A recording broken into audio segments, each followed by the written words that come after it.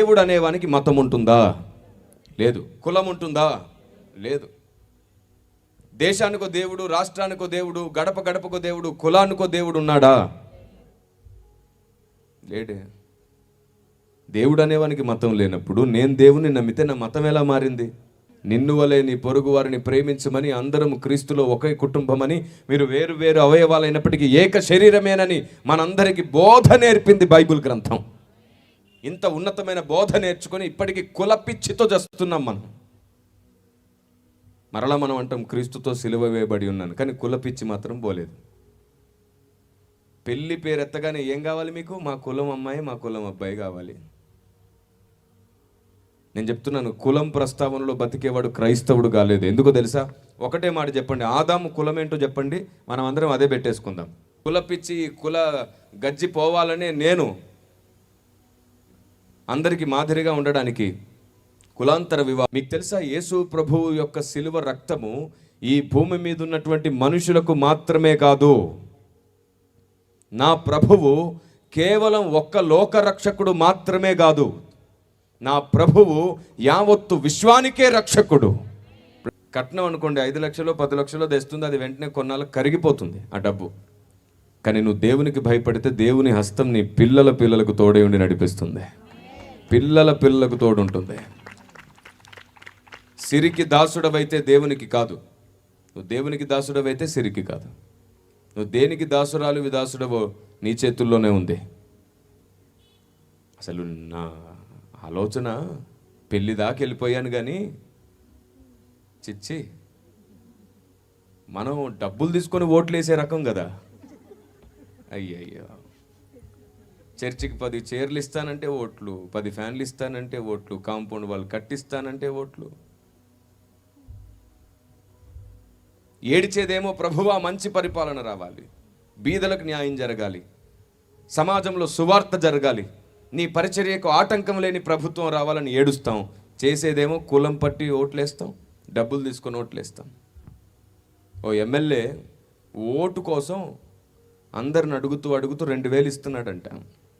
ఓ ముసలైన దగ్గరికి వెళ్ళి, పెద్దయినా ఈ 2000 తీసుకొని నాకే ఓటేయి, నేను అధికారంలోకి వచ్చినాక ఇంకా మేలు చేస్తానంటే ఆయన అన్నాడంట, నేను ముసలోన్ని అయిపోయాను, బరువులు మోయలేకపోతున్నాను నాన్న, నాకు ఒక గాడిద కొనిపెట్టినమ్మా, నా బరువులన్నీ దాని మీద పెట్టుకొని ఎటైనా నేను నడిచిన ప్రాబ్లం ఉండదు, నాకు గాడిద కొనిపెట్టి చాలంటే ఎమ్మెల్యేకి గాడిద ఎంత ఉంటుందో తెలియక సరే అని చెప్పేసి అప్పచెప్పేశాడు పని. బాబు ఒక గాడిద కొనిపెట్టేయండి అంటే చుట్టూ అన్ని ఊర్లో తిరిగితే ప్రతి గాడిద 10,000, 15,000, 20,000.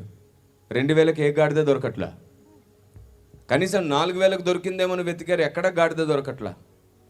ఓ 10 రోజులు వెతికి ఎమ్మెల్యే గారు ఎక్కడ గాడిద దొరకట్లేదంటే ఆయన అన్నాడు ముసలాయనతో, ఈసారి 4,000 తీసుకొని ఓట్లేయినా, ఈ 4,000 తీసుకొని మాకు ఓటేయు, వచ్చే సంవత్సరం నీకు గాడిద కొని పెడతానంటే ఆయన ముసలాయన అన్నాడంట, ఎరా 4,000కు గాడిదే దొరకట్లా, నన్ను కొనేద్దామని చూస్తున్నావా?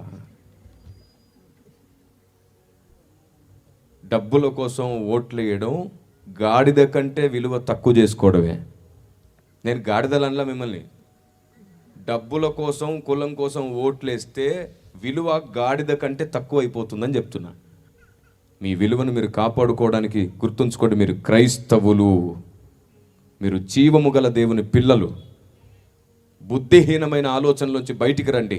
అందరూ మారకపోవచ్చు, కనీసం వాక్యానికి భయపడే మనమైనా మారుదాం. ఆమేన్. వాక్యానికి భయపడి మారుదాం. ఇప్పటి వరకు పరిశుద్ధాత్మదేవుడు మీతో మాట్లాడిన సంగతులు మీ ఆలోచన విధానాన్ని సరిచేయడానికి, మీ భక్తిని పెంచడానికి, మీరు ఏది మిస్ అవుతున్నారో ఏది మర్చిపోతున్నారో చెప్పడానికి దేవుడు ఇప్పటి వరకు మాట్లాడాడు. ఈరోజు మనం ఇంకొక అద్భుతమైన విషయాన్ని నేర్చుకుందాం. రేపు తెల్లవారితే మనకు గుడ్ ఫ్రైడే. సర్వోన్నతుడైన దేవుడు ఈ లోకానికి వచ్చి సర్వ మానవాళి పాపము కొరకు రక్తము కార్చిన దినమును మనం జ్ఞాపకం చేసుకుంటున్నాం. గుడ్ ఫ్రైడే బాధతో ఏడిచే రోజు కాదది. చాలామంది బాధతో ఏడుస్తారు. ఏమిటో తెలుసా? నా కొరకు ఎంత భయంకరంగా కొట్టబడ్డాడంటే అని ఏడుస్తారు. సీరియల్ చూసి కూడా అదే బాధతో ఏడుస్తావు. అయ్యో పాపం ఈ కోడలు ఎంత బాధపడింది, అయ్యో ఆ అమ్మాయి ఎంత బాధపడింది అని. దానికి దీనికి ఏంటి వ్యత్యాసం? నువ్వు ఆయన మీద జాలిపడి ఏడిచేది కాదు గుడ్ ఫ్రైడే. అర్థమవుతుందా? నీ పాపాల కొరకు ఆయన మీదకి శిక్ష వచ్చిందని నువ్వు ఇంకొకసారి కృతజ్ఞతతో నువ్వు కన్నీళ్లు గార్చాల్సిన సమయం గుడ్ ఫ్రైడే. ఎందుకు ఏడుస్తున్నావమ్మా అంటే, చూడండి ఎంత భయంకరంగా కొట్టబడ్డాడు అని ఆయన దెబ్బల్ని చూసి ఏడ్చిన వాళ్ళని చూశాను నేను. నీ పాపము వలనే ఆయన అంత దెబ్బలు తిన్నాడు, నీ వలనే ఆయన అంత గాయపడ్డాడు, నీ సొంత వాళ్ళు కూడా నీ కొరకు ఆ పని చెయ్యరు అని కృతజ్ఞతతో ప్రేమ వలన కలగవలసిన కన్నీరవి. నీకెవరైనా మేలు చేస్తే వారి చేతులు పట్టుకుని ఏమంటావు? ఇవి చేతులు కావు, ఎట్లా అనుకుంటారండి? భలే సామెతలు పుట్టుకొచ్చాయి తెలుసా. ఇవి చేతులు కావు కాళ్ళు అనుకుంటే, నేను కాళ్ళు పట్టుకునే అంతగా తగ్గించుకుంటున్నాను, కాళ్ళు పట్టుకునే అంతగా ప్రేమిస్తున్నాను నిన్ను, నీకు కృతజ్ఞతలు చెబుతున్నాను అని అర్థం. దేవుని ప్రజ, క్రీస్తు సిల్వ యజ్ఞము నువ్వు ఆయన్ని చూసి బాధపడి కన్నీళ్ళు గార్చక్కర్లేవరా. అందుకే అన్నాడు కదా, నన్ను బట్టి కాదు, నీకోసం ఏడు, నా కోసం కాదు. ఎవరి కోసం?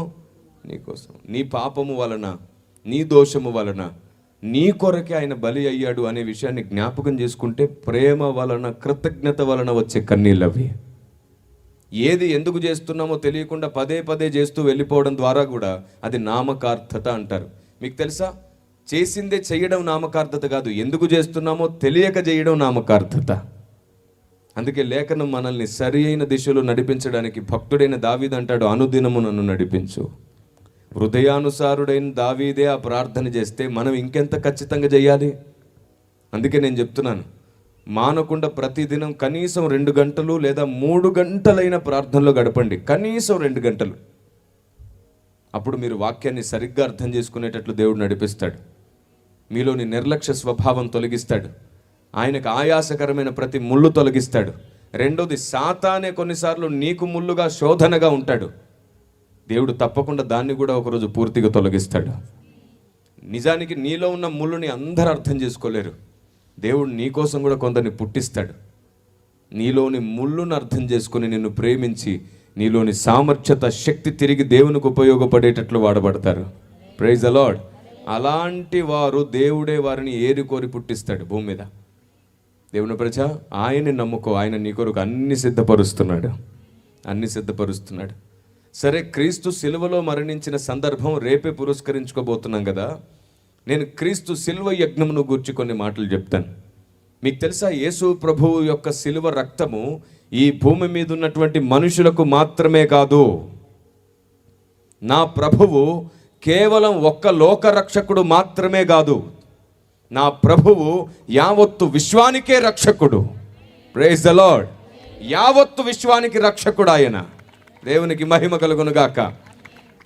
సామాన్య క్రైస్తవుడు, భక్తిలో బలహీనుడైన క్రైస్తవుడు, వాక్యాన్ని చూసినా మనసు మార్చుకోలేని క్రైస్తవుడు, నామకార్థ క్రైస్తవుడు అర్థం చేసుకోలేని ఒక పెద్ద మాట చెప్పబోతున్నాను ఈరోజు, వినండి. యేసు ప్రభు శిలువ రక్తం మనుషులకు మాత్రమే కాదు, దేవదూతలకు కూడా రక్షణగా మారింది. దేవదూతలకు కూడా యేసు ప్రభు రక్తం అవసరపడింది. ఆయన రక్తం కేవలం ఈ లోక మనుషులకే కాదు. ఆయన ఏదో మతం మార్చడానికి వచ్చాడు అంటున్న వాళ్ళకి చెప్తున్నాను నేను. ఆయన రక్తము, ఆయన శిలువ యాగము మనుషుల కొరకు మాత్రమే కాదు, దేవదూతల కోసం కూడా ఆయన శిలువ యజ్ఞం అవసరపడింది. బైబిల్లో ఎక్కడుంది సార్, ఇంతవరకు మేము అసలు చూడనే లేదంటారేమో మీరు. చూడండి ఒకసారి, కొలస్సీ పత్రిక 1వ అధ్యాయం 19 నుండి చదువుదామా 21 వరకు. ఆయన యందు సర్వసంపూర్ణత నివసింపవలననియు ఆయన శిలువ రక్తము చేత సంధి చేసి. దేని చేత? చదువునాను మళ్ళీ. ఆయన శిలువ రక్తము చేత సంధి చేసి ఆయన ద్వారా సమస్తమును, అవి భూలోకమందున్నవైనను పరలోకమందున్నవైనను వాటన్నిటిని ఆయన ద్వారా తనతో సమాధానపరచుకొనవలననియు తండ్రి అభిష్టమాయెను. ఆయన ద్వారా సమాధానపరచుకొనవలనని తండ్రి అభిష్టమాయెను. దేవునికి మహిమ కలుగును గాక. ఇప్పుడు చెప్పండి, ఆ వచనాలను ఒక్కొక్కటిగా మీ ముందు నేను మరలా తెరిచి చెప్తాను. చూడండి ఒకసారి ప్రారంభం నుండి. ఆయన యందు సర్వసంపూర్ణత నివసింపవలననియు, క్రీస్తు యందు సర్వసంపూర్ణత నివసింపవలననియు ఆయన శిలువ రక్తము చేత సంధి చేసి. దేని చేత సంధి? శిలువ రక్తము చేత సంధి. ఎక్కడెక్కడ సంధి జరగాలో చూడండి. ఆయన ద్వారా సమస్తమును అవి భూలోకమందున్నవి అంటే సర్వమానవాళి పాప పరిహారము కొరకు సంధి జరగాలి. నెక్స్ట్, పరలోకమందున్నవైనను. పరలోకమందున్నవంటే దేవదూతలకు దేవునికి మధ్యలో ఒక ఎడబాటు ఉంది చూశారు. ఆ వివాదము, ఆ దోషానికి కూడా క్రీస్తు శిల్వ రక్తమే జవాబు. Praise the Lord. ఇప్పుడు చెప్పండి, ఆయన కేవలం మనుషులకు మాత్రమే రక్షకుడా, దేవదూతలకు కూడానా? సకల జగత్తుకు రక్షకుడైన ఆయనని మత ప్రచారకుడిగా సాతాను ఈ భూమి మీద దుష్ప్రచారం చేశాడు. నేను ఒక మాట అడుగుతున్నాను, దేవునికి మతం ఉంటుందా? వందల వేదికల మీద అడిగాను నేను ఈ మాట, మళ్ళీ అడుగుతున్నాను, ఆలోచన చేయండి. దేవుడు అనే వానికి మతం ఉంటుందా? ఓ పని చేద్దాం, మీలో చాలామంది ఏది అడిగినా సరే అలా నోరు తెరిచి చూస్తున్నారు. అవును అనుకోండి ఇలా గనండి, పోనీ కాదనుకోండి పోనీ ఇలా గనండి. ఏది అడిగినా సరే మనం నేర్చుకుందాం. పరిశుద్ధాత్మ దేవుని సహాయంతో మనమందరం తెలుసుకుందాం. ఆమేన్. మీ దగ్గర ఉన్న సత్యం నాకు అవసరపడుతుంది, నా దగ్గర ఉన్న సత్యం ఇక్కడ అందరికీ నేర్పించుకుంటూ, పడిపోయిన వారిని లేపుకుంటూ సాతాన్ని ఒంటరి చేయాలి. మనం సైన్యం అవ్వాలి. దేవునికి మహిమ కలుగును గాక. Praise the Lord. అపార్థం చేసుకోవడం ఎవడి వల్లనే అవుతుంది. ప్రతి దుర్మార్గుడు అపార్థం చేసుకోగలడు, కానీ అర్థం చేసుకోవడం భక్తుల వల్లే అవుతుంది. ప్రతి తెలివి తక్కువ వాడు అపార్థం చేసుకోగలడు, అర్థం చేసుకునేది కేవలం భక్తులు మాత్రమే, నిజమైన విశ్వాసులు మాత్రమే. కాబట్టి దేవుని ప్రజ, నేను అడిగేదానికి మీరు సమాధానం ఇస్తే మీకు అర్థమైందని నాకు అర్థమవుతుంది. కాబట్టి సమయం వ్యర్థం కాకుండా ఇంకెన్నో అర్థమయ్యేటట్లు చెప్పొచ్చు. కాబట్టి మీకు అర్థమైందని నాకు అర్థం కాకపోతే ఏమంటే, మీకు అర్థమైందని నేను అర్థం చేసుకుని అపార్థం చేసుకుని అర్థం అవ్వాల్సినవి ఎన్నో అర్థం కాకుండా సమయం అంతా వ్యర్థం అయిపోతుంది. అప్పుడు అలా కాకుండా ఉన్నట్లు ఇప్పుడు ఒక్కసారి మీరు మాట్లాడండి. దేవుడు అనేవానికి మతం ఉంటుందా?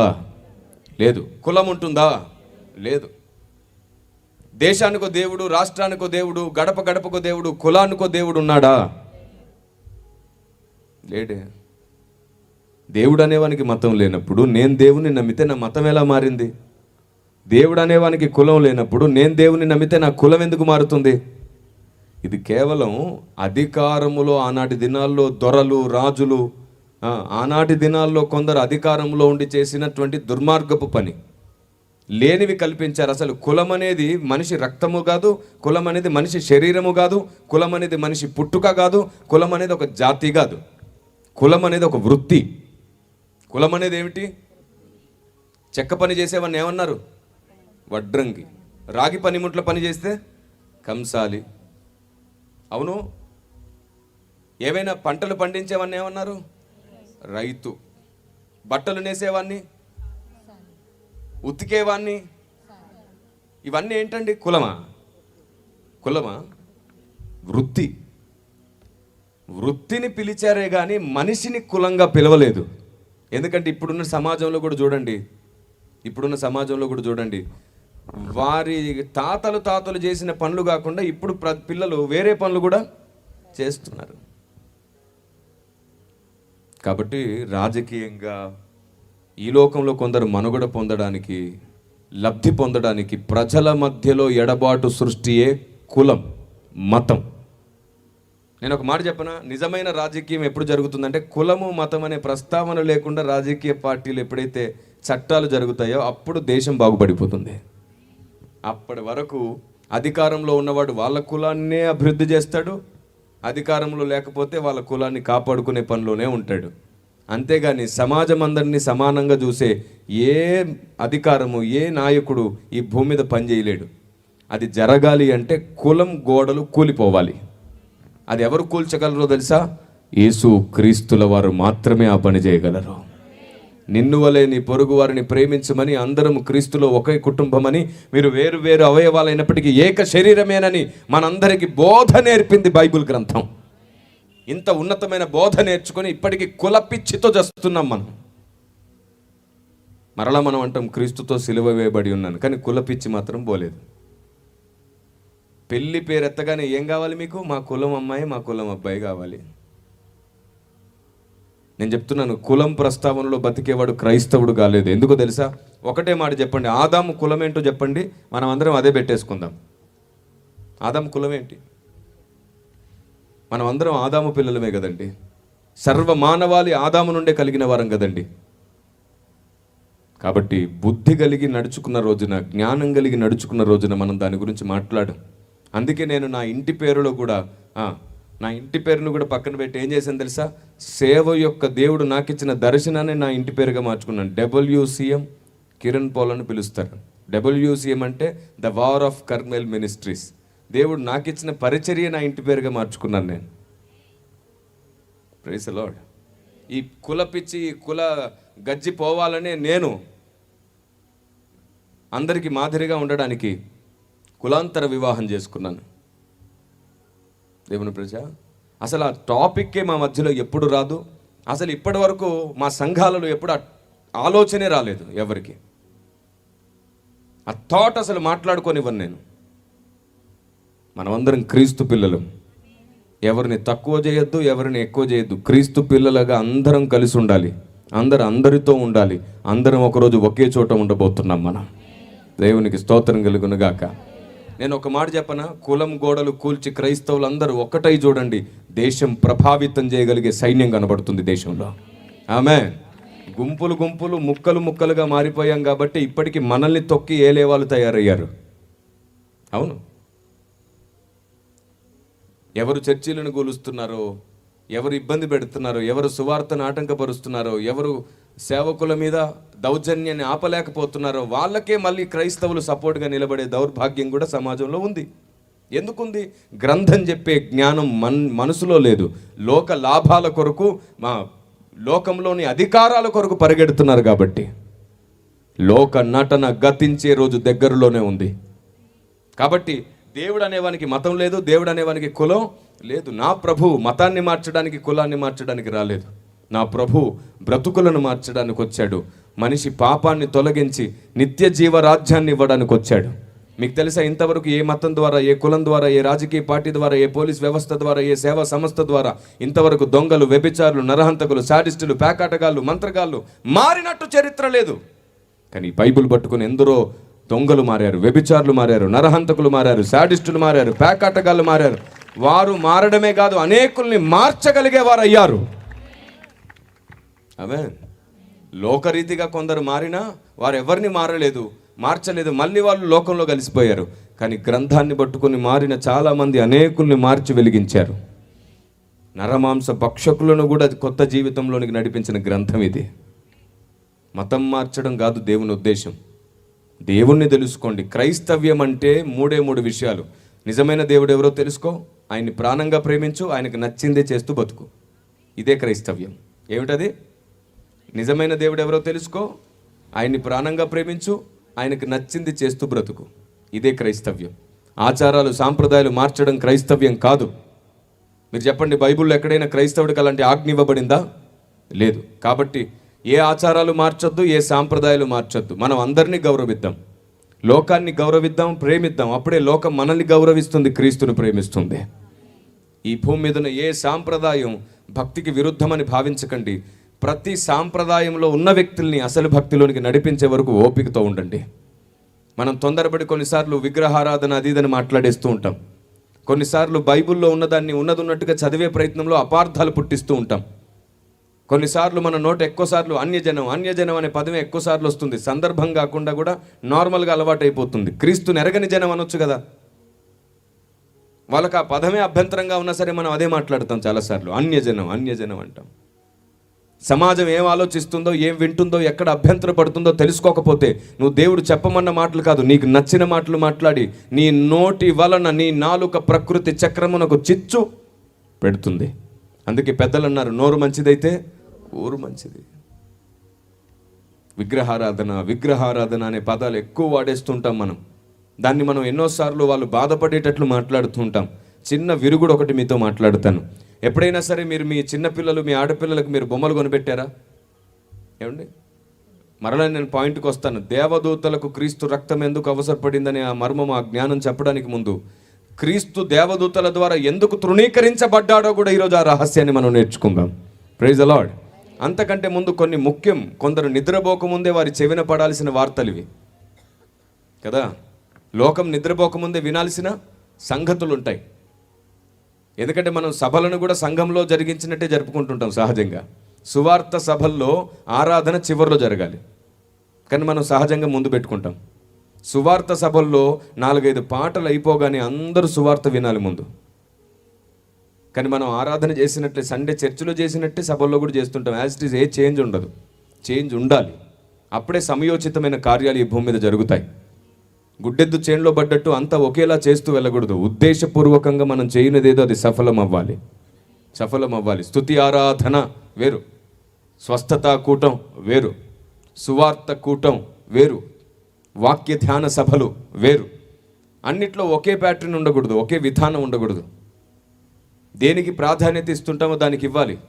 నాన్ స్టాప్ స్తుతి ఆరాధన, అందులో కేవలం స్తుతి పాటలు ఆరాధన, కేవలం వాక్యము కూడా కొద్దిసేపు అది కూడా స్తుతి కోసమే ఉంటుంది.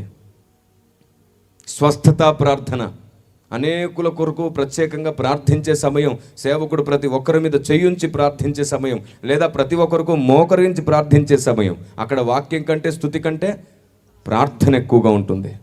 ఇలా ప్రతిదానికి గురి కలిగి మనం చేస్తే ఆత్మకార్యం వెంటనే జరుగుతుంది. పేరు టైటిల్ ఒకటి, పని ఇంకొకటి అయితే ఆత్మదేవుడు పని చేయలేడు. ఎందుకంటే అప్పటికి టైం దాటిపోతుంది. అందుకు నేను కొందరు నిద్రించక మునిపే కొన్ని అపార్థాలు తొలగించడానికి ఈ మాట ముందు మాట్లాడుతున్నాను. మరలా నేను దేవదూతలు క్రీస్తుని ఎందుకు తృణీకరించారో, క్రీస్తు రక్తము వారికి కూడా ఎందుకు అవసరపడిందో ఆ సంగతిని చెప్పి మీకోసం నేను మళ్ళీ ప్రార్థన చేస్తాను. ఇప్పుడు చెప్పండి, నేను ఏం అడుగుతున్నాను? ఇంతకుముందు మీ పిల్లలకు, ఆడపిల్లలకు మీరు బొమ్మలు కొనిపెట్టినప్పుడు వాళ్ళు ఏం చేశారు? ఆ బొమ్మలతో స్నానం చేయించారు, బొమ్మలకి పౌడర్ పెట్టారు, పువ్వులు పెట్టారు, క్లిప్పులు పెట్టారు, జడలేశారు, ఇడ్లీ పెట్టారు, బట్టలు కుట్టించారు, బుడ్డి బట్టలు కాదా? ఏదో అమాయకుల్లాగా చూస్తున్నారు. బొమ్మలు ఇస్తే జట్లు వేస్తూ ఆడలేదు. ఇన్ని చేస్తుంటే మీరు ఎప్పుడైనా సరే మీ బిడ్డ వైపు చూసి చిచ్చి బుద్ధి లేనిది, తెలివి లేనిది పుట్టింది, బొమ్మలతో ఆడుకుంటుంది, బొమ్మలకు ఇడ్లీ పెడుతుంది, బొమ్మలకు స్నానం చేయిస్తుంది, బొమ్మలకు పౌడర్ రాస్తుంది, బొమ్మలకు జుట్టు వేస్తుంది, ఏంటో పిచ్చిది పుట్టింది అని ఎప్పుడైనా బాధపడ్డారా? ఇంకా 4 బొమ్మలు కొనిపెట్టావు, ఆమె అలా ఆడుకుంటుంటే మురిసిపోయావు, ఆనందపడిపోయావు. మళ్ళీ పక్కనే బొమ్మను పడుకోబెట్టి దుప్పటి కప్పి జోజో జోజో అని బొమ్మకు జోగొడుతుంటే నువ్వు మురిసిపోయి ఆనందపడ్డావు. బొమ్మకి ఇడ్లీ పెట్టి అమ్మ నా బొమ్మ ఇడ్లీ తినట్లేదు అమ్మ అంటే కూడా నువ్వు పని చేసుకునే వ్యక్తి వచ్చి మరి ఏ బొమ్మ నా కూతురు పెడితే తిను అని అంటే అమ్మ ఏడుస్తుంది అంటది. మళ్ళీ నువ్వు ఇంకా మురిసిపోతూ పని చేసుకుంటావు వెళ్ళిపోయి. ఇప్పుడు చెప్పండి, మన పిల్లలు బొమ్మలతో ఆడినప్పుడు, బొమ్మలను అలంకరించినప్పుడు మీరు ఎప్పుడైనా సరే వారిని అవమానించారా, నిందించారా, తప్పుబట్టారా? చెప్పరేంటండి? అందుకే తలూపమన్నాను కదా, అవునో కాదో? లేదు కదా. ఎందుకు లేదో తెలుసా? ఈ వయసులో ఏమీ తెలియదు, ఒకరోజు పెద్దవాళ్ళు అయిపోతారు, అప్పుడు బొమ్మలు వదిలిపెడతారని మీకు బాగా. అలాగే నా దేశాన్ని కూడా ప్రేమించండి, అర్థం చేసుకోండి. ఒకరోజు నిజం తెలిసినప్పుడు బొమ్మలు వదిలిపెట్టేస్తారు, ఆత్మతో సత్యముతో ఆరాధిస్తారు. సత్యం అర్థమయ్యే వరకు ఓపికతో ఉండండి. దేవుడు అర్థమయ్యే వరకు ఓపికగా పని చేయండి. నోరు జారకండి. దేవుడు చెప్పింది మాట్లాడడం చేత కాదా? దేవుని మాట కొరకు మొరపెట్టడం చేతనైతే చాలు. నీకు నచ్చిందేదో మాట్లాడి వివాదాన్ని కలిగించకుంటే మంచిది. దేవుని ప్రజ, చాలామందిలో సాతాను సింహాసనం వేసుకొని కూర్చుంటాడు. వాళ్ళని సంతోషంగా ఉండనివ్వడు, వారి వల్ల ఎవరు సంతోషంగా ఉండరు. ఏది పడితే అది ఆవేశంలో మాట్లాడేస్తాం, తొందరపడి మాట్లాడేస్తుంటాం. ఈ ఆవేశాన్ని సాతాను పట్టుకున్నాడా, నీ వల్ల లేని సమస్యలు కలగడమే కాదు, ఉన్న సంతోషాలు అన్నీ పోతాయి. ఒకరోజు దేవునికి కూడా నచ్చకుండా పోతావు, ఒంటరిగా మిగిలిపోతావు, అసహ్యం కలుగుతుంది అప్పుడు నీ మీద నీకే. ఈరోజు గుర్తుంచుకో, దేవుని చిత్తం భూమి మీద జరగడం ముఖ్యమనుకోవాలి. అవసరమైంది, అవసరం లేని వాటిని సపరేట్గా కేటగిరికల్గా చూడాలి. చిన్న వాళ్ళలాగా పిల్లకాయల వలె కాకుండా ఎదిగిన మనసుతో ఆలోచించాలి. దేవుడు నిన్ను నమ్మి ఈ భూమి మీద అందరికంటే ఎక్కువ ధన్యత నీకు ఇవ్వాలనుకున్నప్పుడు దాన్ని కాపాడుకోవాలి. ఆమేన్. చాలా ముఖ్యమైన భక్తి సాధన చేస్తున్నాం మనం. కాబట్టి మీ వలన మీ బంధువులు, స్నేహితులు, మీ ఇరుగు పొరుగు, మీ గ్రామస్తులు ఎప్పుడు క్రీస్తును దూషించకుండానట్లుగా, దేవుని గ్రంథాన్ని దూషించకుండానట్లుగా జాగ్రత్త పడండి. మీరు చెప్పండి, యేసు ప్రభుని నమ్మిన వాళ్ళు నమ్మని వాళ్ళ పెళ్లిళ్లకు, చావులకు, ఫంక్షన్లకు వెళ్ళకూడదని బైబిల్లో ఉందా? మరి ఎందుకని ఈ నింద మనకు ప్రచారంలో ఉంది? యేసుప్రభు నమ్మితే వాళ్ళు మా చావులకు రారంట, మా దినాలకు రారు, మా ఫంక్షన్లకు రారు, మా పెళ్ళిళ్ళకు రారు అంటున్నారేంటి? అది యూదుల సాంప్రదాయం కదా, అది యూదులకు ఆజ్ఞ కదా, అది యూదుల పద్ధతి కదా, అది క్రైస్తవుడికి ఇవ్వబడింది కాదు కదా. క్రైస్తవుని బూదిగంతములకు వెళ్ళమన్నాడు కదా, దుఃఖపడే వారితో దుఃఖపడమన్నాడు, సంతోషించే వారితో సంతోషించమన్నాడు కదా. మీరు ఏ చావుకైనా వెళ్ళొచ్చు, ఏ పెళ్ళికైనా వెళ్ళొచ్చు, ఏ ఫంక్షన్కైనా వెళ్ళొచ్చు, కానీ ఒక కండిషన్ ఉంటుంది. నీ బంధువులకు, నీ స్నేహితులకు ఒకటి అర్థమయ్యేటట్టు చెప్పు, నేను క్రీస్తును నమ్ముకొని క్రీస్తు దీక్షలో బతుకుతున్నాను, క్రీస్తు నిష్టలో బతుకుతున్నాను. నేను 2 ముట్టకూడదు, 2 తినకూడదు. ఒకటి, ఏ రూపం ముందైనా బలిగా అర్పించింది ముట్టకూడదు, తినకూడదు. నైవేద్యంగా సమర్పించింది ముట్టకూడదు, తినకూడదు. అది నా నిష్టకు భంగాన్ని కలుగజేస్తుంది, నా దీక్షకు భంగాన్ని కలుగజేస్తుంది. మీరు ప్రేమతో కారంతో పెట్టిన తృప్తిగా తింటాను, కానీ ఏ రూపం ముందు పెట్టింది నాకు పెట్టకండి అని చెప్పి చూడండి. నిన్ను అర్థం చేసుకుంటారే కానీ అపార్థం చేసుకోరు. కానీ నువ్వేమంటావు? యేసుప్రభుని నమ్ముకున్నాను అందుకే తినని అంటావు, కానీ నువ్వు క్రీస్తు దీక్షలో ఉన్నావనే మాట ఎందుకు చెప్పావు? ఎందుకంటే నీకు ఆ మాట ఎవరు చెప్పలేదు కాబట్టి. ఏమ్మా మా చావుకు రాలేదు, రాకూడదు, యేసుప్రభుని నమ్ముకున్నా. మీ యేసుప్రభు రావద్దన్నాడా? మా అయ్యగారు రావద్దన్నాడు. అందరికి శత్రువు ఎవరు? అందుకే కదండి చాలా పెద్ద పెద్ద వాళ్ళు సేవకుని చులకన చేయడమో లేకపోతే మందిరాలను కూర్చేటప్పుడు అడ్డు రాకపోవడమో చేస్తుంటారు. ఆలోచన విధానాలు మారాలి.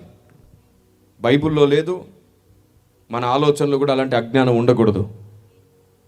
ఏ ఆచార సాంప్రదాయాలతో క్రైస్తవుడికి నిమిత్తం లేదు. క్రైస్తవుడు కర్తవ్యాలు కలిగిన వాడు, బాధ్యతలు కలిగిన వాడు. క్రైస్తవుడికి ఎలాంటి సాంప్రదాయాలు లేవు. మనం దేవుని చిత్తం భూమి మీద నెరవేర్చడమే మన బాధ్యత. దేవునికి నచ్చినట్లు బ్రతకడమే మన కర్తవ్యం. ఆచారాల్లో పెట్టలేదు దేవుడు క్రైస్తవ్యాన్ని, సత్యంలో నడిపిస్తున్నాడు ఆయన మనల్ని. దేవునికి స్తోత్రం కలుగునుగాక. కొన్నిసార్లు నా స్టేట్మెంట్ వినగానే కొంచెం ఆశ్చర్యంగా అనిపించవచ్చు, కానీ సరిగ్గా ముగింపు వరకు ఆలోచిస్తే అదే నిజమని మీరు తప్పకుండా నిలబడతారు దాంట్లో. సరిగ్గా ఇలాంటి ఓ సందర్భమే పరలోక రాజ్యంలో వచ్చింది. క్రీస్తుని తండ్రి అందరికంటే గొప్పగా ఉండునట్లుగా మహోన్నతుడిగా ప్రతిష్ఠ చేసిన ఓ సందర్భం ఉంది. మీకు తెలుసా? యేసు ప్రభువుల వారు, జాగ్రత్తగా వినండి, యేసు ప్రభువుల వారు దేవదూతలలో దూతగా ఉన్న సందర్భం ఉంది. తెలుసా మీకు? దూతల చేత ఎందుకు యేసు ప్రభు తృణీకరించబడ్డాడు అనడంలో ఒక కారణం చెప్తున్నాను.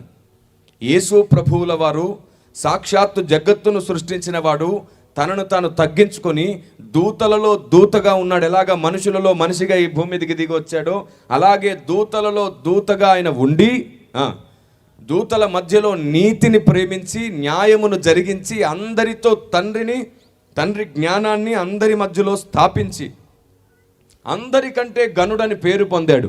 అందుకే బైబిల్లో ఉంది, దూతలలో గనుడగు ఒకడు మధ్యవర్తిగా ఉండినను ఎంత మేలు. ఆ గనుడెవరు? నజరేయుడైన యేసు. దూతలందరికంటే కూడా ఆయన్ని గొప్పగా హెచ్చించి మహోన్నతుడిగా ప్రతిష్ఠ చేస్తాడు తండ్రి. అందుకే రాయబడింది చాలా స్పష్టంగా, దేవుడు నీ దేవుడే, నీ చలికాండ్ర అందరికంటే హెచ్చగునట్లు నిన్ను ఆనంద తైలముతో అభిషేకించి ఉన్నాడు అని. సౌలు ఎలాగైతే దావీదును దూషించి ద్వేషించడం స్టార్ట్ చేశాడో అలాగే అందరి మధ్యలో ఉండి దూతగా ఉన్నటువంటి క్రీస్తు, దూతగా వారి మధ్యలో కనబడిన క్రీస్తు మహాశక్తిమంతుడై సింహాసనం ఎక్కినందుకు చాలామంది ఓర్చుకోలేకపోయారు దేవదూతలు. అందులో చాలా ముఖ్యమైన వాడు, పడిపోయిన వాడు ఉన్నాడే, వాడు గర్వించి నాకు రావలసిన పదవి ఈయనకెళ్ళింది అని అనుకున్నాడు అతను. మీకు అర్థం అవ్వడానికి ఆ లేఖనాధారాలు చూపిస్తాను. ఎందుకంటే ఎంతసేపు జక్కయ్య, రక్తస్రావం కలిగిన స్త్రీ, ఎస్తేరు, నయోమి, రూతు, ఇటువైపే ఎక్కువగా భక్తుల జీవితాలు, హెచ్చరికలు, బుద్ధి మాటలు వెంట పరిగెత్తాం కదా. ఏదైనా వినగానే కొత్తగా అనిపించగానే చులకని చేస్తాం మనం. అది నీకు నిజమో అబద్ధమో తెలియకపోయినా అబద్ధం అనేస్తావు నువ్వు. కొత్తగా అనిపిస్తే చాలా అవమానిస్తావు నువ్వు. భ్రష్టుడా, ఒకరోజు నీ జీవితం దేవుని ముందు సిగ్గుపడేటట్లు తల వంచే రోజు వస్తే జాగ్రత్త. పరిశీలన లేకుండా తీర్పు తీర్చేది భ్రష్టత్వం. ఆలోచన లేకుండా తొందరపడి మాట్లాడేది భ్రష్టత్వం. దేవుని ఉద్దేశం ఏంటో మొరపెట్టకుండానే నోరు జారేది భ్రష్టత్వం, నిర్లక్ష్యం. లేఖనం ఒకసారి ప్రత్యక్షమైనప్పుడు అది నిజమో కాదో తెలుసుకోకపోతే అది సాతాను స్వభావం. చాలామంది సత్యమును అసత్యముగా మార్చేవారు ఉన్నారంట. వారి మీదకి దేవుని కోపం మండబోచున్నదని రాయబడింది. ఒక స్టేట్మెంట్ కానీ, ఒక బోధ కానీ, ఒక ఆలోచన కానీ నీకు ముందు అర్థం కాకపోతే అర్థమయ్యే వరకు దేవుని దగ్గర ఒకసారి మొరపెట్టి చూడు. అనేకులతో మాట్లాడి చూడు. ఆత్మదేవుడు నీకు అర్థమయ్యేటట్లు చెప్పే వరకు ఓపికతో ఉండి చూడు. వేలు చూపును బట్టి తీర్పు తీర్చకు అన్న లేఖనాన్ని జ్ఞాపకం చేసుకో. మరలా చెప్తున్నాను, క్రీస్తు హెచ్చించబడినప్పుడు ఈ పడిపోయిన కెరూబు అప్పటికి వాడు పరలోక రాజ్యంలో ఉంటుండగా నాకు రావలసిన పదవి ఆయనకు వెళ్ళింది అని గర్వపడ్డాడు. ఒక్క ప్రశ్న నేను మిమ్మల్ని అడుగుతాను, ఒకసారి ఆలోచించండి. ఈ పడిపోయిన కెరూబు తండ్రి కంటే తనను తాను గొప్ప చేసుకోవాలనుకున్నాడా, కుమారుని కంటేనా? ఎవరికంటే తనను తాను గొప్ప చేసుకోవాలనుకున్నాడు? మనందరికీ తెలిసింది ఏమిటంటే తండ్రి కంటే. తండ్రి అయిన దేవుని కంటే తనను తాను గొప్పగా ఫీల్ అయ్యాడు, తనకంటే గొప్పగా ఉండాలనుకున్నాడని. లేదు, వాడికి కూడా బాగా తెలుసు తండ్రి పక్కన కూర్చోవడం కూడా కుదరదు, తండ్రి దగ్గరికి వెళ్ళడం కూడా కుదరదు, ఆయనతో సమానంగా ఉండడం నా వల్ల కాదని వాడికి తెలుసు. ఎందుకంటే తండ్రి ఉండేది ఎక్కడ? సమీపింపరాని, దాని పేరే సమీపింపరాని తేజస్సు. దాని దగ్గరికే వెళ్ళలేని వాడు ఆయనతో సమానంగా ఉండాలనుకుంటాడా? వాడు అనుకున్నది మహోన్నతునితో తన్ను తాను సమానునిగా చేసుకోవాలనుకున్నాడు. అదే కదా సార్ మహోన్నతుడు అంటే తండ్రే కదా సార్ అంటారు మళ్ళీ మీరు. మహోన్నతుడు అంటే తండ్రి కాదు, సర్వశక్తిమంతుడు అంటే తండ్రి. ఇన్నాళ్ళు మహోన్నతుడు అనగానే తండ్రి అనుకున్నాం మనం. 91వ కీర్తన మొదటి నుండి మీరు గమనించి చూడండి, ఒకసారి చదివి చూడండి. మహోన్నతుని చాటున నివసించువాడు, మహోన్నతుని చాటున నివసించువాడే, సర్వశక్తిని నీడను విశ్రమించువాడు. ఆయన నాకు ఆశ్రయము, నా కోట, నేను నమ్ముకున్న నా దేవుడని. చాలు చాలు, ఏమిటది మళ్ళీ చెప్పండి. మహోన్నతుని చాటున నివసించువాడే, సర్వశక్తిని నీడను విశ్రమించువాడు, సర్వశక్తుని నీడన విశ్రమించువాడు. చాలు. ఇప్పుడు ఎవరి చాటుకు వస్తే ఎవరి దగ్గరికి వెళ్తారంట? మహోన్నతుని చాటుకొస్తే. ఇప్పుడు ఈ మహోన్నతుడు ఎవరు మరి? సరిగ్గా అంటాడు, నా ద్వారా తప్ప ఎవడును తండ్రి దగ్గరికి వెళ్ళలేడు. కాబట్టి మహోన్నతుని చాటుకు రావాలి, అప్పుడే సర్వశక్తుని నీడకు వెళ్ళగలుగుతాం. మహోన్నతుడు అంటే కుమారుడు, సర్వశక్తిమంతుడు అంటే తండ్రి. దేవునికి మహిమ కలుగునుగాక. Praise the Lord. దేవుని ప్రజ, ఇలా ఎన్నో విషయాలు బైబిల్ గ్రంథంలో చాలా స్పష్టంగా ఉన్నాయి. ఆయన అందరి ముందు, దూతల ముందు, దూతలలో దూతగా ఉన్న ఆయన గనుడుగా హెచ్చించబడ్డాడు, మహోన్నతుడిగా స్థాపించబడ్డాడు. ఆ కారణం చేత ఈ పడిపోయిన కెరూబుతో పాటు ఎంతమంది గుంపు ఉన్నారో వారందరూ ఆయన్ని తృణీకరించారు. అందరూ ఆయన్ని కాదన్నారు. అందుకే పరమున ఆయన తృణీకరించబడితే తృణీకరింపబడిన అదే రాయి తలకు మూలరాయి అయ్యింది. అవును, అసలు ఎందుకు తృణీకరించాడు? తండ్రి అయిన దేవుడే క్రీస్తును అక్కడ తృణీకరించేటట్లు అడ్డు బండగా స్థాపించాడంట. అవును, చూడండి, మీ పరిశుద్ధ గ్రంథాలు తెరిచి చూస్తారు ఒకసారి. మీరందరూ మీ పరిశుద్ధ గ్రంథాలు తెరిచి చూడండి ఎంత స్పష్టంగా ఈ మాట రాయబడిందో. తండ్రి అయిన దేవుడే. యెషయా గ్రంథం 28వ అధ్యాయం 16వ వచనం చూడండి. యెషయా గ్రంథం 28వ అధ్యాయం 16వ వచనం చూస్తారా? ప్రభువు యెహోవా ఇలాగు సెలవిచ్చుచున్నాడు, ప్రభువు యెహోవా ఇలాగు సెలవిచ్చుచున్నాడు, సియోనులో పునాదిగా రాతిని వేసిన వాడును నేనే, సియోనులో పునాదిని రాతిగా వేసిన వాడును నేనే. అది పరిశోధింపబడిన రాయి, అది పరిశోధింపబడిన రాయి, అమూల్యమైన తలరాయి, బహుస్థిరమైన పునాది ఉన్నది. ఎక్కడేసాడంట ఈ రాయిని? సియోనులో వేసాడంట. ఎలా వేసాడంట? వేయడమే కాదు. మళ్ళీ చదువు నాన్న. సియోనులో పునాదిగా రాతిని వేసిన వాడును నేనే, సియోనులో పునాదిగా రాతిని వేసిన వాడును నేనే. అది పరిశోధింపబడిన రాయి, అమూల్యమైన తలరాయి. అమూల్యమైన తలరాయి అనగానే అది క్రీస్తు అని అర్థమైపోయింది. బహుస్థిరమైన పునాది అయిన మూలరాయి అయి ఉన్నది, విశ్వసించువాడు కలవరపడడు. రైట్. ఇప్పుడు క్రీస్తు పునాది రాయిగా ఆయన వేశాడు కదా. ఇదే మాట రోమా పత్రికలో రాయబడింది చూడండి. రోమా పత్రికలో పరిశుద్ధాత్మ దేవుడు అక్కడ జరిగిన ఇంకొక రహస్యాన్ని పౌలు ద్వారా విడుదల చేశారు.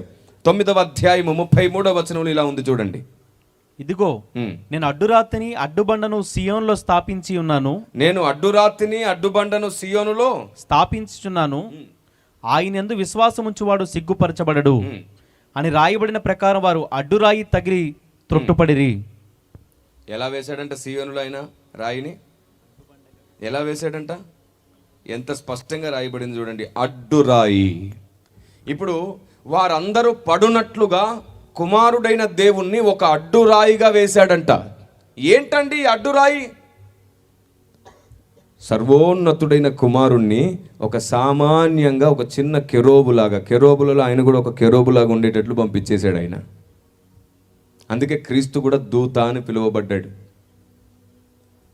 ఎక్కడో సింహాసనం మీద ఉండాల్సిన వ్యక్తిని కింది స్థాయిలో పెట్టి మరలా కింది స్థాయిలో ఉన్న వ్యక్తిని ఒక్కసారిగా పై స్థాయికి తీసుకెళ్తే అక్కడున్న వాళ్ళందరూ అభ్యంతరపడ్డారు. దేవదూతలు అభ్యంతరపడ్డారు. యోబు గ్రంథం చూడండి ఒకసారి, 37వ అధ్యాయం 23వ వచనం. యోబు గ్రంథం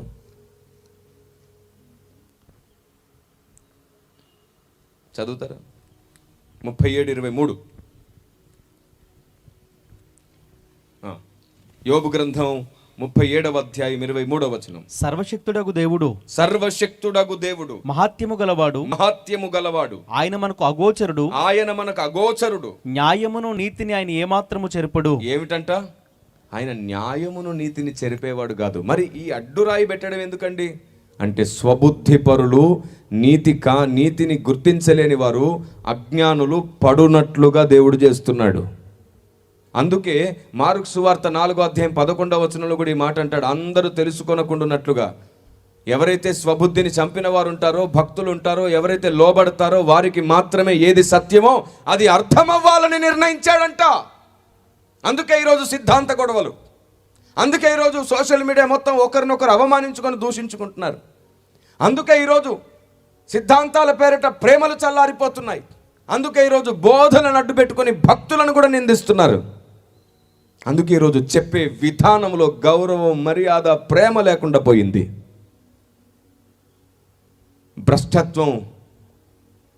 భ్రష్టత్వం బోధల పేరిట, సిద్ధాంతాల పేరిట జెండా ఎగిరేసి మేము గొప్ప భక్తులమని, నీతిమంతులమని నమ్మబలుకుతున్నారు. ప్రేమ అమర్యాదగా ప్రవర్తించదు. భక్తులు ఎవరిని దూషించి, అవమానించి, ద్వేషించాలనుకోరు. నిజంగా మనలో ఆత్మదేవుడు ఉంటే పడిపోయిన వారిని లేపాలనుకుంటాం. తెలియని వ్యక్తుల ఎడల జాలిపడతాం. జాలిపడమనుంది. సందేహపడు వారి విషయమై జాలిపడుడి అనుంది. అందరూ అన్ని మినిస్ట్రీస్లో వారు నమ్మే వాటిలో అన్ని సత్యాలు ఏమి లేవు. అందరి దగ్గర కొన్ని తప్పు ఉన్నాయి, కొన్ని పొరపాట్లు ఉన్నాయి. వాటిని అర్థం చేసుకుంటే తప్ప మార్చుకోలేరు. అర్థమయ్యేటట్లు చెబితేనే ఒకరోజు ఆత్మకార్యం జరుగుతుంది. విమర్శించడం కాదు కావలసింది, వివరించడమే కావాలి. Praise the Lord. కాబట్టి తండ్రి అయిన దేవుడు, కుమారుడైన దేవుణ్ణి వారికి ఒక అడ్డురాయిగా సామాన్యమైన రూపములు వారి మధ్యలోనే పెట్టాడు. ఆయన దూతలలో గనుడుగా ఎంచబడ్డాడు. అలాగే అలా గనుడుగా ఎంచబడ్డవాడే ప్రక్షాళన కొరకు, పాప విమోచన కొరకు ఈ భూమి మీద మానవుడిగా జన్మించాడు. దేవునికి స్తోత్రం కలుగునుగాక. సమస్త దోషములను తొలగించడానికి, చివరికి దూతలకు దేవునికి మధ్యలో ఉన్న వివాదాన్ని కూడా తొలగించడానికి ఆయన ఈ భూమి మీదకి వచ్చాడు. ఎప్పుడైతే క్రీస్తు ఈ భూమి మీదకి రావాలని నిర్ణయించబడిందో అప్పుడు ఈ భూమి సృష్టించబడింది. ఎప్పుడైతే భూమి సృష్టించబడిందో అప్పుడు దేవదూతలు జయధ్వనులు చేశారు. ఎందుకు ఆ జయధ్వనులు తెలుసా? ఆయనకి మాకు మధ్యలో ఉన్నటువంటి ఆ అగాధం తొలగిపోబోతుంది అని వాళ్ళు ఆనందపడ్డారు. కొలస్సీ పత్రిక 1వ అధ్యాయం 21వ వచనాన్ని మీరు గమనించి చూడండి, ఎంత స్పష్టంగా రాయబడింది అక్కడ. కొలస్సీ పత్రిక 1వ అధ్యాయం 20-21 వచనాలు. ఆయన యందు సర్వసంపూర్ణత నివసింపవలననియు, ఆయన శిలువ రక్తము చేత సంధి చేసి ఆయన ద్వారా సమస్తమును, అవి భూలోకమందున్నవైనను పరలోకమందున్నవైనను వాటినన్నిటినీ ఆయన ద్వారా తనతో సమాధాన పరుచుకొనవలని తండ్రి అభిష్టమాయను. మరియు గతకాలమందు దేవునికి దూరస్తులను, మాట విన్నారా? గతకాలమందు దేవునికి దూరస్తులను, మీ దుష్క్రియల వలన మీ మనస్సులో విరోధ భావం గలవారై ఉండిన మిమ్మును కూడా, అంటే మనుషులు కాకుండా ఇంకెవరికో విరోధ భావం ఉంది. మిమ్మును కూడా. ఎందుకంటే అప్పటికే పరలోకములో సమాధానం గురించి ఆ పై వచనాలు మాట్లాడే. మనుషులకే కాదు, దేవదూతలకు కూడా దేవుని పట్ల ఒక విరోధ భావం ఉండింది. కాబట్టి వారికి తండ్రికి ఎడబాటు కలిగింది, మనకు తండ్రికి ఎడబాటు కలిగింది. ఈ ఎడబాటును తొలగించడానికి క్రీస్తు ఈ భూమి మీదకి వచ్చాడు. ఆయన శిల్వ యజ్ఞం మనల్ని తండ్రి దగ్గరికి చేర్చడానికే. అందుకే అంటాడు, నా ద్వారా తప్ప ఎవడునూ తండ్రి యొద్దకు రాలేడు. ఇక దేవదూతలకైనా మనకైనా దిక్కెవరు? నజరేయుడైన యేసు క్రీస్తు. దేవునికి స్తోత్రం కలుగునుగాక. ఆమేన్. యెషయా గ్రంథంలో ఒక మాట ఉంది, చూడండి ఒకసారి మీ పరిశుద్ధ గ్రంథాలు తెరిచి 53వ అధ్యాయం యెషయా గ్రంథం మొదటి మాట చదువుదాం. యెషయా గ్రంథం 53వ అధ్యాయం 1వ వచనం. మేము తెలియజేసిన సమాచారము ఎవడు నమ్మెను? మేము తెలియజేసిన సమాచారము ఎవడు నమ్మెను? యెహోవా బాహు ఎవనికి బయలుపరచబడెను? యెహోవా బాహు ఎవనికి బయలుపరచబడెను? యెహోవా బాహు అంటే కుమారుడు, తండ్రి యొక్క హస్తమైన కుమారుడు. ఎవనికి బయలుపరచబడెను?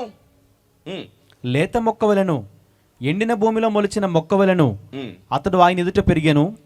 అతనికి స్వరూపమైనను సొగసైనను లేదు. మనమతనిని చూచి అపేక్షించినట్లుగా అతని యందు స్వరూపము లేదు. చాలు. ఇప్పటికీ కుమారుడు దేవదూతలకు అర్థం కాలేదు, కుమారుడు ఇప్పటికీ సంఘమైన మనకు కూడా పూర్తిగా అర్థం కాలేదు. అందుకే ఎఫెసీ పత్రిక 4:11 అంటాడు, కుమారుని కూర్చిన జ్ఞాన విషయంలో సంఘం ఏకత్వం పొందితేనే సంపూర్ణ పురుషులమయ్యే అవకాశం దొరుకుతుందంట. అరే, ఇంత జ్ఞానము, ఇంత వాక్యము, ఇన్ని సత్యములు పక్కన పెట్టేసి అప్పులు పోవాలి, బాధలు పోవాలి, పెళ్ళిళ్ళు జరగాలి, ప్రమోషన్లు, స్థలాలు, పొలాలు, ఇల్లు, వీటి కోసం ఏడుస్తూ చేస్తున్నాం మనం. మన ప్రార్థన కూడా స్వార్థంగా మారిపోయింది. ఇప్పుడు ఎగ్జామ్స్ టైంలో మరీ టూ మచ్ అయిపోయింది. ఏమిటంట? మంచి మార్కులు రావాలని ఎగ్జామ్స్ కోసం ప్రార్థన అంట. తల్లులు అయితే మరీ టూ మచ్ గేట్ చేస్తారు. ప్రభు నీకు ఇష్టమైతే మండల్ స్థాయి, ఇంకా నీకు నచ్చితే డిస్ట్రిక్ట్ స్థాయి. ప్రభు నా ప్రార్థన ఇంకా నచ్చింది అనుకుంటే స్టేట్ లెవెల్లో నా బిడ్డను పెంచు. నా దేవుడు ఎవ్వరికి మార్కులు వేయడు, ఆయన ఎవరి పేపర్లు దిద్దడు. మార్కుల కోసం ప్రార్థన చేయడం తప్పుడు ప్రార్థన. నేను అదే తప్పుడు ప్రార్థన చేసినప్పుడు ఆత్మదేవుడు నన్ను గద్దించాడు. నేను దీన్ని 18 సంవత్సరాల క్రితం మార్చుకున్నాను. మళ్ళీ మీతో చెబుతున్నాను. అప్పట్లో ఉపవాసాలు ఉండి మరీ ఏడ్చేవాడిని నేను. పిల్లలు చాలామంది పిల్లలు ఎగ్జామ్స్లో ఫెయిల్ అయితే అవమానంతో చనిపోతుంటారు చూశారు, వాళ్ళని బట్టి నేను ఏడుస్తూ ఉండేవాడిని. అయ్యో ప్రభువా, వాళ్ళందరూ పాస్ అవ్వాలి, ఫెయిల్ అవ్వకూడదు అని ఏడ్చేవాడిని. అప్పుడు అన్నారు ఆయన, నేను ఎవరి పేపర్లు దిద్దను, ఎవరికి మార్కులు వేయను, నువ్వు చేసే ప్రార్థనే తప్పు. మార్కుల కొరకు ప్రార్థన చేయకూడదు. మళ్ళీ వింత రోగం చెప్పిన, మార్కుల కొరకు ప్రార్థనతో పాటు ప్యాడ్కు ప్రార్థన, పెన్నుకు ప్రార్థన, హాల్ టికెట్కు ప్రార్థన. హాల్ టికెట్కు నూనె రాసి ప్రార్థన చేస్తున్నారు. ఎంత దౌర్భాగ్యమో చూడండి.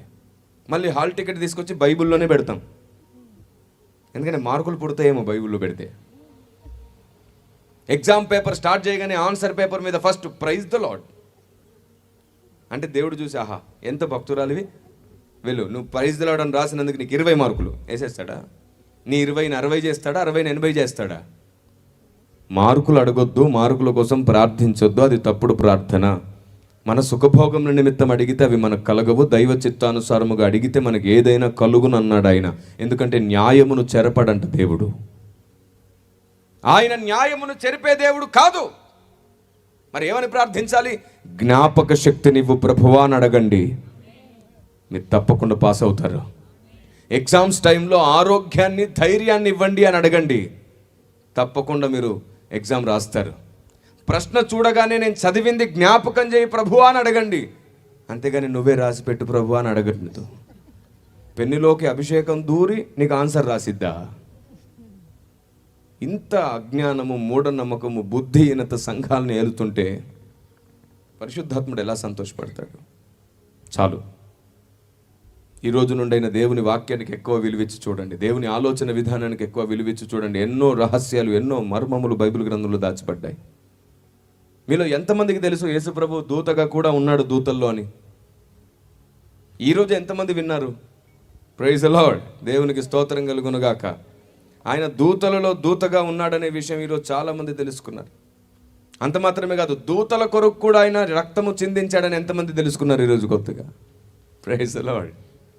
ఆయన రక్తము ఈ భూమి మీద ఉన్న మనుషులకే కాదు, పరలోకంలో ఉన్న దేవదూతలకు కూడా అవసరం. కాబట్టి ఆయన ఒక్క లోకానికి కాదు, మొత్తం విశ్వానికి రక్షకుడైపోయాడు ఆయన. ఆమేన్. నేను ఒక పాట రాశాను, లోకరక్షకుడు కాదు నా దేవుడు విశ్వరక్షకుడు అని. అది ఇంతవరకు ఇంకా విడుదల కాలేదు, సిద్ధపరుస్తున్నాం దాన్ని.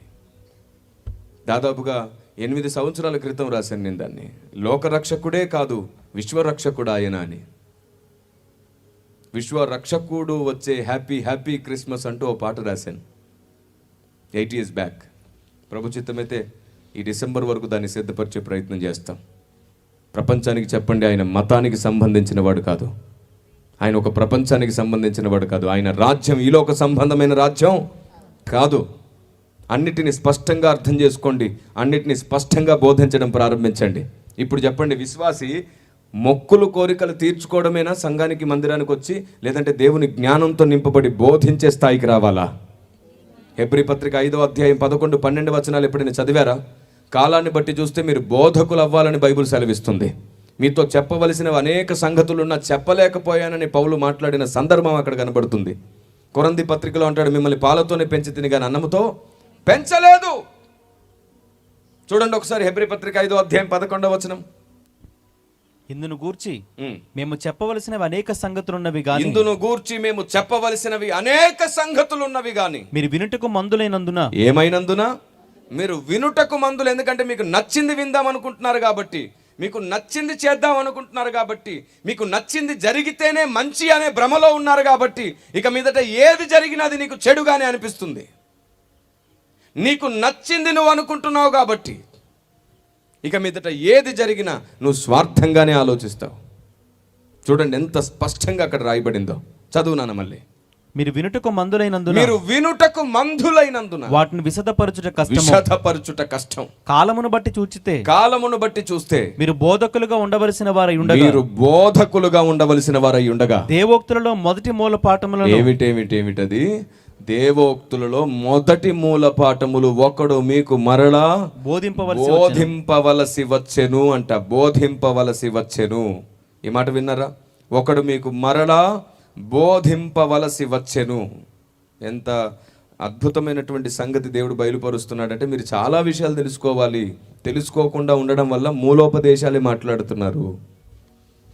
కాలమును బట్టి చూస్తే మీరు బోధకులు అవ్వాలి. ఇప్పుడు నేను అడుగుతున్నాను, 5 సంవత్సరాలు 10 సంవత్సరాలు విశ్వాసంలో ఉన్న విశ్వాసులారా, మీరు ఎందుకు ఇంకా అనేకులకు బోధ చేయలేకపోతున్నారు? ఎందుకంటే ఈ బైబుల్ మందిరానికి తేవడం, తీసుకెళ్ళి ఇంట్లో పెట్టడం, మందిరానికి తేవడం, తీసుకెళ్ళి ఇంట్లో పెట్టడం, ఏదైనా ఆరోగ్యం బాగాలేకపోతే దిండు కింద పెట్టడం. బైబుల్ దిండు కింద పెడితే కాదు, బైబుల్ నీ తలలోపట ముద్రింపబడాలి, నీ మనసులో గ్రంథం ముద్రింపబడాలి, నీ హృదయంలో వాక్యం ముద్రింపబడాలి. అప్పుడు నువ్వే నడిచే గ్రంథానివి అవుతావు. అప్పుడు దేవుని శక్తి నీలో నివాసం చేస్తుంది. నీ ఎముకల మూలుగులలో దేవుడు ఉంటాడు. దేవునికి స్తోత్రం కలుగునుగాక. ఎముకల మూలుగుల్లో వాక్యం నివాసం చేస్తుంది.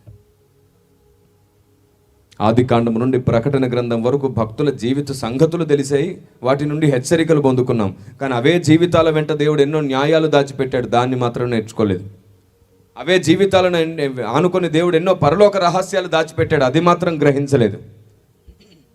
బైబిల్ గ్రంథం మొత్తం దేవుని ఆజ్ఞలు, దేవుని న్యాయము, దేవుని సూత్రాలు, దేవుని చట్టము, పరలోకమును గూర్చిన ఎన్నో వివరాలు ఉన్నాయి. కేవలం చరిత్ర మాత్రమే లేదు, ఆ చరిత్రలోనే దేవుడు పరలోక రహస్యాలు దాచిపెట్టాడు. అసలు మీకు విషయం తెలుసా? మనం పరలోకంలో ఏం జరిగిందో తెలుసుకోలేమని ఈ లోకంలో కొన్ని జరుగుతుంటే ఆ జరిగే సంగతుల్లోనే పరలోక చరిత్ర దాచిపెట్టాడు నా దేవుడు. అంత అద్భుతమైన శిల్పకారి దేవుడు, అంత ఉన్నతమైన రచయిత నా దేవుడు. అందుకే దేవుని గ్రంథాన్ని చదివేటప్పుడు ఇలా ప్రార్థించండి, నీ గ్రంథంలో ఆశ్చర్యమైన సంగతులు చూచినట్లు నా కన్నులు తెరువు. ఇన్నాళ్ళు నువ్వు ప్రార్థన చేసినవన్నీ పొందుకున్నావు. అవును, ఎప్పుడైనా ఆలోచించావా? నువ్వు అడిగినవన్నీ నీకు ఇస్తున్నాడు, కానీ ఆయన అనుకున్నట్టు నువ్వు తయారవ్వలేదే. మీలో ఎంతమంది రోజు మానకుండా 2 గంటలు ప్రార్థన చేస్తారు? అయిపోయింది. ఇంతమంది మహాభక్తులు కన్నీరు ఎట్టిపోయింది, ఇంతమంది సేవకుల ప్రార్థన ఎట్టిపోయింది, ఇన్ని సభల ప్రభావం ఎట్టిపోయింది. 2 గంటలు ప్రార్థించే విశ్వాసులు తయారవ్వకపోతే ఇన్నాళ్ళు జరిగింది ఏంటి? అసలు ఇన్నాళ్ళు జరిగింది ఏమిటి? వ్యక్తిగతంగా దేవునితో కనీసం 2 గంటల సమయమైన గడపకపోతే సాతాను నిన్ను మోసం చేయకుండా, సాతాను నిన్ను హత్తుకోకుండా దూరంగా ఎట్లా పారిపోతాడు? ఆయనకు లోబడు, వాడిని గద్దించు, అప్పుడు వాడు నీ యొద్ద నుండి పారిపోతాడు. Praise the lord. కాలం సమీపిస్తుంది, లేఖనాలు నెరవేరవలసినవి. రేపటి రోజు ఒకవేళ నీ కొరకు ఉందో లేదో తెలియదు. ఏ రోజు నీ జీవితం గతించిపోతుందో తెలియదు. నువ్వు బ్రతికుండగానే దేవుని సన్నిధిలో నిజమైన తీర్మానం చేయి. నీ తీర్మానం నిన్ను నిలబెట్టబోతుంది, నీ తీర్మానం నిన్ను కట్టబోతుంది, నీ తీర్మానం నీ కొరకు దేవుణ్ణే నీ కొరకు పనిచేసేలా చేయబోతుంది. శద్రకు, మేషకు, అబేద్నెగోల తీర్మానం దేవుణ్ణే వారి మధ్యలోనికి నడిపించింది. దానియేలు తీర్మానం దేవుడు ఆ భూమి మీద అద్భుతం చేసే శక్తిని పంపించింది.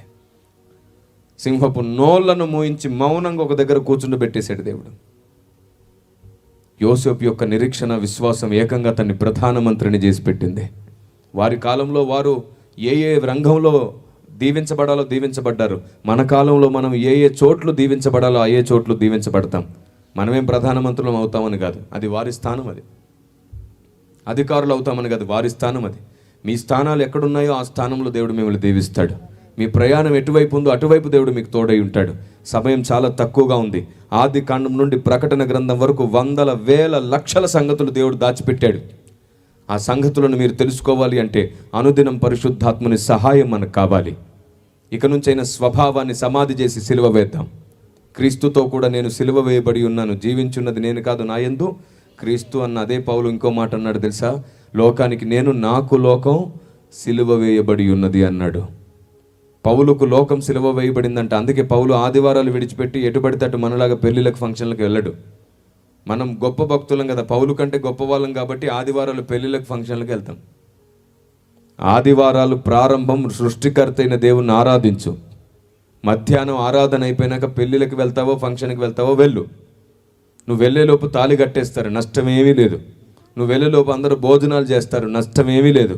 వాళ్ళు నిన్ను అడుగుతారు, ఇదేమిటి తాళి కట్టేసినాక వచ్చావు అంటే, నేను కట్టే పని లేదు కదా అందుకే కొంచెం ఆలస్యమైందని చెప్పు. రెండోది చెప్పు, అందరూ వచ్చి అక్షంతలు చల్లి భోంచేసి వెళ్ళిపోతున్నారు కానీ నేను అక్కడ కన్నీళ్లు చల్లొచ్చాను, ఇక్కడ అంతా బాగా జరగాలని అని చెప్పు. అందరు తిని వెళ్ళిపోతే నువ్వు ఒక రోజు ఉండి మిగతా పనుల్లో సహాయం చేయి. అక్కడుండి ముందొచ్చి తిని వెళ్ళిన దానికంటే కూడా తర్వాత వచ్చి తోడున్న నీ బంధుత్వం, నీ ప్రేమను వాళ్ళు మర్చిపోరు. నీ మంచితనాన్ని బట్టి దేవుణ్ణి ప్రేమించే రోజు వస్తుంది ఒకరోజు. నువ్వు ఏం చేసినా ఆయన మహిమపరచబడాలి, నువ్వేం చేసినా క్రీస్తు సువార్త జరగాలి. అలాంటి ఉన్నతమైన భక్తి కొరకు దేవుడు మిమ్మల్ని పిలుస్తున్నాడు. రండి, ఈ 1:25 నిమిషాలు పరిశుద్ధాత్మ దేవుడు మీతో మాట్లాడిన ఈ సంగతుల కొరకు స్తోత్రం చేద్దామా? రండి, 1:20 నిమిషాలు గడిచిపోయింది.